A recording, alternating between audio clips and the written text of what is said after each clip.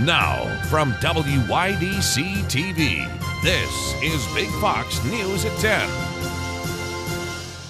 Good evening, I'm Scott Beadle with Big Fox News.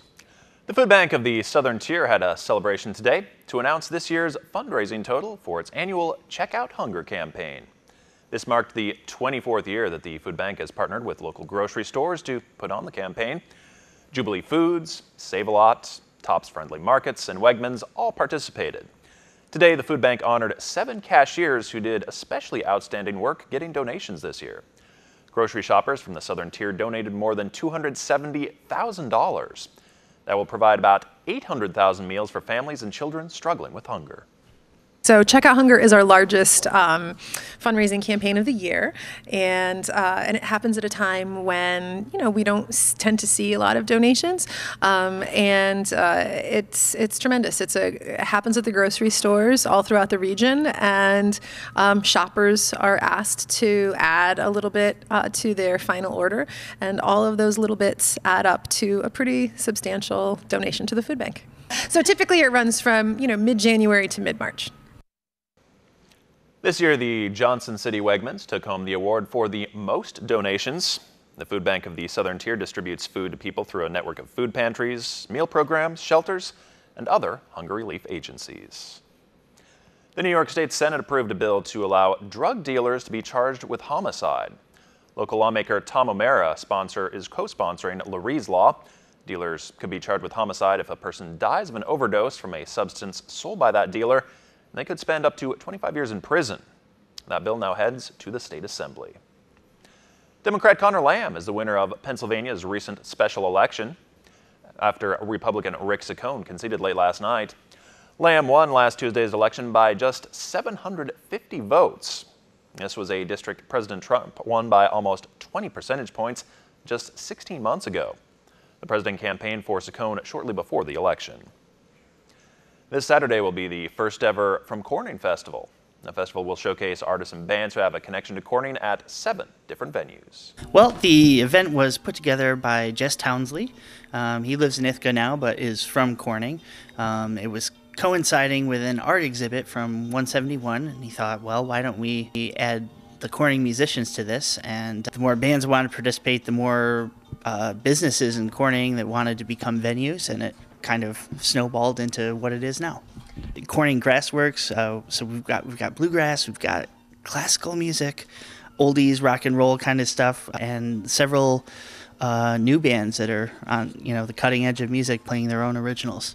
There are also a lot of solo musicians, songwriters in the area that write their own music. So we're having a songwriters open mic here for anyone that has 1 or 2 songs that they'd like to perform, so they get an opportunity to be a part of the festival as well. Musicians will perform this Saturday from 10 a.m. all the way until midnight. Those venues include 171 Cedar Arts Center, Marriage Music, Brick House Brewery, Volo Lounge, Captain Morgan's, Corning Elks Club, and Rock Bottom Barbecue. Check out fromcorning.org for more information. We are looking for pretty much anything that resembles spring in our Big Fox forecast. Meteorologist Ross Whitley looks ahead next. Here's your local stock market update from Big Fox.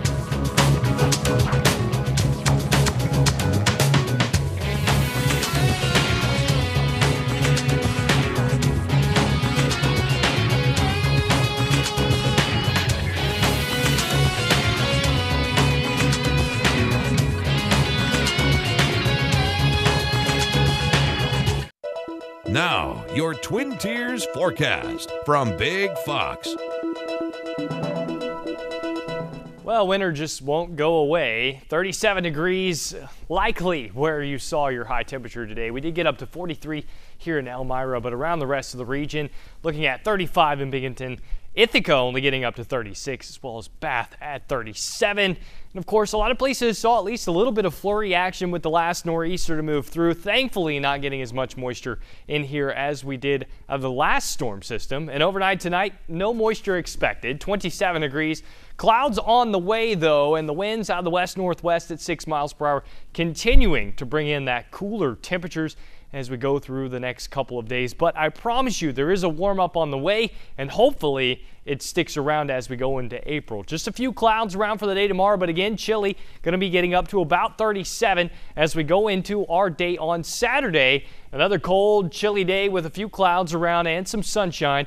And then on to Sunday, we start that warming trend. Our overnight lows are still going to be in the 20s, but as we go through the rest of the week, we start to see things really warm up. Unseasonably cold, well, that continues to be the case for tomorrow and Saturday as we work into the weekend and then eventually through it. Looking at that extended forecast, 37 for our Saturday and really 42 for Sunday, 48 on Monday. We'll see 51 by Tuesday. And how about this? Instead of snow in the forecast, we have a few rain showers Wednesday afternoon. That's a pleasant change from the never-ending winter that we were experiencing up here in the Northeast. We'll take it. Yeah, we'll definitely take it. Thanks, Ross. And thanks for joining us. Have a good evening.